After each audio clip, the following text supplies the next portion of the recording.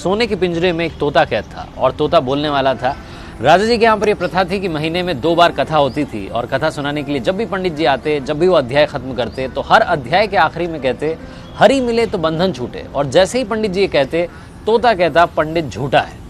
और जैसे ही तोता ये कहता पंडित जी के लिए सिचुएशन अजीब हो जाती, हर बार एम्बैरेसिंग सिचुएशन हो जाती। 2-3 बार तो चल गया, लेकिन पंडित जी को लगा कि तोता मानने वाला नहीं।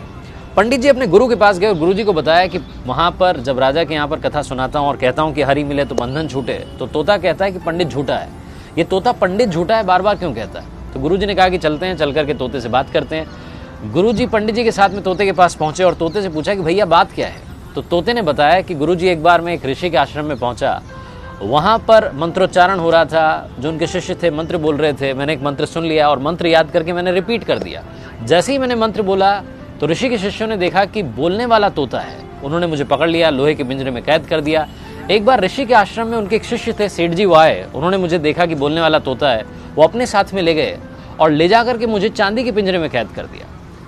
एक बार राजा जी के यहाँ पर दावत थी तो सेठ जी ने सोचा कि क्या गिफ्ट दिया जाए। फिर उन्हें मेरी याद आई, उन्हें लगा कि इससे महंगा कोई गिफ्ट नहीं हो सकता। वो मुझे लेकर के गए और राजा को भेंट कर दिया। रानी को मैं बड़ा पसंद आया और मुझे सोने के पिंजरे में कैद करवा दिया। कुल मिलाकर के रहा मैं पिंजरे में ही, मेरा पिंजरा नहीं छूटा।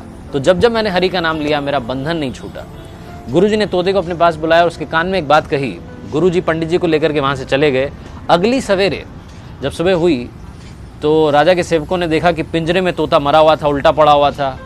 उन्हें बड़ी चिंता हुई और राजा को बुलाने गए। पिंजरे का गेट खोला और जैसे ही गेट खोला तोता उड़ गया और उड़ते उड़ते बोला गुरु मिले तो बंधन छूटे। इस लाइफ में सही गाइडेंस का होना बहुत ज़रूरी है। आप किससे सलाह ले रहे हैं बहुत ज़रूरी है।